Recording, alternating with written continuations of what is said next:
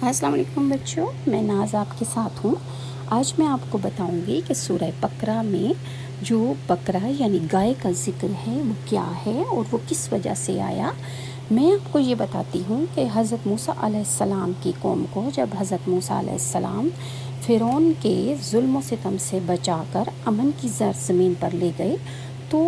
ان لوگوں نے حضرت موسیٰ علیہ السلام کے ساتھ طرح طرح کی فرمائشیں کرنا شروع کر دی،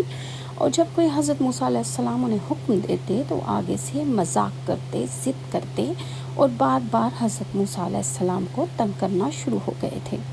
ہوا کچھ یوں تھا کہ بنی اسرائیل کے جو 12 قبیلے حضرت موسیٰ علیہ السلام لے کر چلے تھے اور جنہوں نے اللہ تعالیٰ کو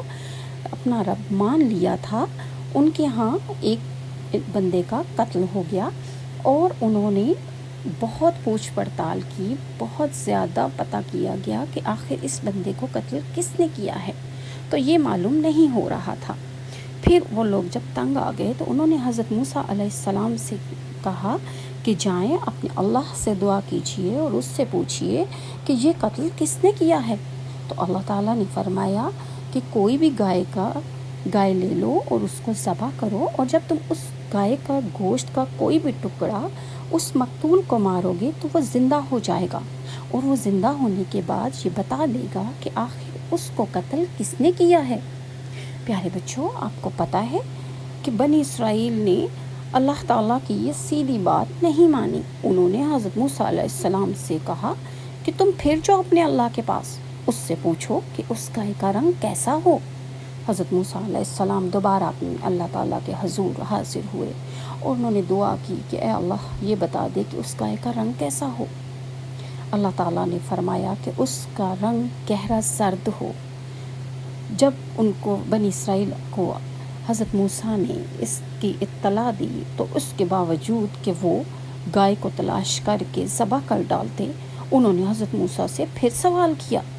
کہ اے موسیٰ پھر جاؤ اپنے اللہ کے پاس، اس سے پوچھو کہ اس کی عمر کتنی ہو۔ حضرت موسیٰ علیہ السلام نے فرمایا، دوبارہ اللہ تعالیٰ سے دعا فرمائی اور پوچھا کہ اے اللہ تو بتا دے کہ وہ کیسی ہو۔ اللہ تعالیٰ نے فرمایا کہ نہ تو وہ بوڑھی ہو اور نہ جوان ہو، بلکہ درمیانی عمر کی ہو۔ پھر ان لوگوں کو ہنسی مذاق سوچ رہا تھا، وہ اس بات پر بھی نہ مانے۔ انہوں نے پھر حضرت موسیٰ سے کہا اب پھر جاؤ اپنے رب کے پاس، اس سے پوچھو کہ وہ کس کس طرح کی ہو، اور اگر اللہ تعالیٰ نے اس دفعہ ہمیں بتا دیا تو انشاءاللہ ہم ضرور گائے کو تلاش کر لیں گے اور اللہ کے حکم کی تعمیل کریں گے۔ اس بار پھر حضرت موسیٰ علیہ السلام اللہ کے حضور حاضر ہوئے اور دعا کی تو اللہ نے فرمایا کہ نہ اس کو کسی نے حل میں جوتا ہو، نہ وہ کسی کام میں لگی ہو، بلکہ وہ گائے نہ جوان ہو اور نہ بوڑھی ہو نہ بچی ہو۔ لہٰذا حضرت موسیٰ علیہ السلام نے جب بتایا، اس بار چونکہ انہوں نے انشاءاللہ کا لفظ بولا تھا تو انہیں بڑی مشکل سے اور بڑی بھاری قیمت پر وہ گائے مل گئی۔ وہ گائے 2 یتیم بچوں کی تھی، اور انہوں نے اس گائے کو خریدا اور پھر اس کو ذبح کیا، اور حضرت موسیٰ علیہ السلام نے اس کا ٹکڑا جو ہی اس کو مارا، مردہ زندہ ہو۔ آپ کو پتہ ہے بچوں، اس مردے نے اٹھ کر اپنے قاتل کا نام بتایا اور اس کے بعد دوبارہ مر گیا۔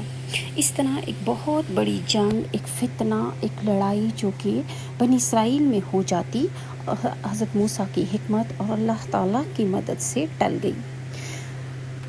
پیارے بچوں، جو بھی ہمیں بھی مشکل آئے، جو بھی آزمائش آئے، ہمیں بھی اللہ کی مدد مانگنی چاہیے، اور اللہ تعالیٰ اپنے بندوں کی مدد ضرور کرتا ہے، اور انسان کی نیت جتنی صاف ہو اللہ ضرور مدد کرتا ہے۔